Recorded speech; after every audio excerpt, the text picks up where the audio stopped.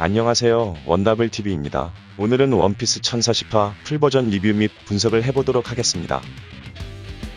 처음 시작은 1039화의 마지막 장면이었던 키드의 기술, 댐드 펑크 공격을 견뎌내는 빅맘으로 시작을 하지만 큰 타격을 당했어도 상황 중 한 명의 모습을 보여주는 듯 빅맘은 일어섭니다.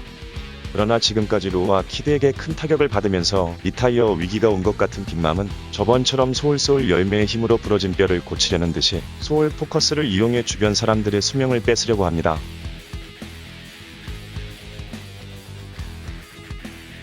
빅맘은 로우와 키드의 해적단 선언은 물론 주변 사람들의 수명을 빼앗기 시작하지만 키드와 로우가 그 앞을 막아서면서 빅맘의 소울 포커스를 막아내는데, 그리고 키드는 빅맘을 향해 죽어가는 할망구를 두려워할 필요가 없다 라고 당당하게 말을 하며 로우는 빅맘에게 리움이라는 새로운 기술을 사용해 빅맘의 소리를 차단해버립니다.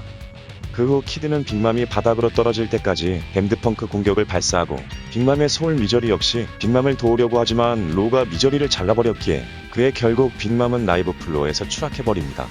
제아무기고로 떨어지면서 빅맘은 프로메테우스와 헤라를 부르려고 했지만 로우의 리움 기술 효과로 소리까지 차단해버렸기에 부름에 반응이 없었고, 이에 빅맘은 짜증이 났던 것인지 야마토가 얼려뒀던 폭탄 중 하나를 주먹으로 쳐 폭발시켜버리는데, 이윽고 빅맘이 때린 폭탄의 폭발로 인해 불괴물 카젠보가 당해버리고 그 결과 오니가시마의 하단 부분이 파괴되면서 빅맘은 오니가시마에서 떨어집니다.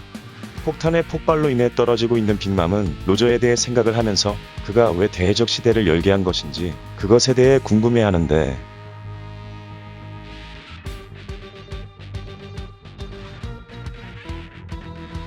빅맘이 로저에 대해 의문점을 가지는 상황에서 주변 사람들의 모습이 보이는데, 사신과 함께 있었던 조로에게는 사신은 사라지고 혼자 쓰러져 있었으며 후크로쿠주는 물을 달라면서 괴로운 듯이 쓰러져 있었고 라이조는 여전히 서 있는 모습을 보여줍니다.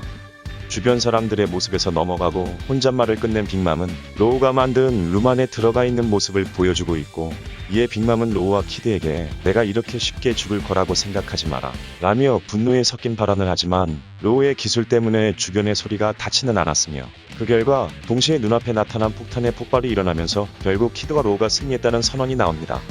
한편 로우와 키드, 빅맘과의 전투가 끝나자 모모노스케의 장면으로 넘어가는데, 모모노스케는 야마토를 향해 지니샤가 섬 근처에 있다는 것을 알려주고 야마토는 오뎅의 항해 일지에서 언급된 그 코끼리가 맞냐는 것을 물었으며, 이에 모모노스케는 말합니다.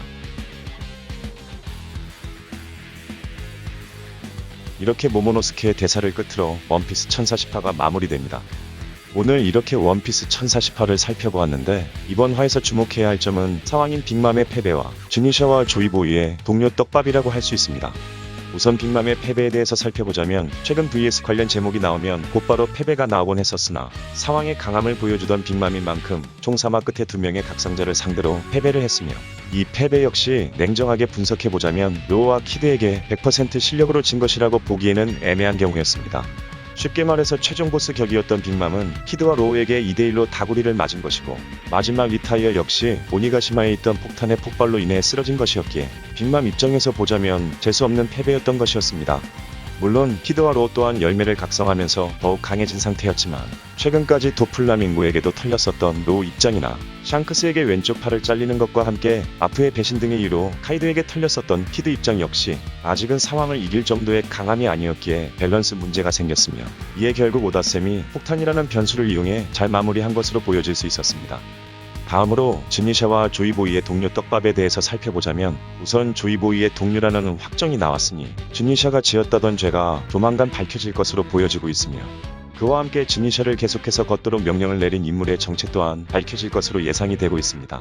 또한 모모노스케가 어떻게 조이보이의 동료인 지니샤의 목소리를 듣고 명령을 내릴 수 있는 것인지, 800년 정도의 시간을 타임워프를 하면서 와노쿠니를 찾아간 아마츠키 가문의 토키의 능력을 물려받은 것이 아닌지, 이제 곧 끝을 보일 듯한 와노쿠니의 전투가 마무리가 되면 앞으로의 전개에서 밝혀질 것으로 예상이 되고 있습니다. 오늘의 영상은 여기까지입니다. 재밌게 보셨다면 구독과 좋아요 부탁드립니다.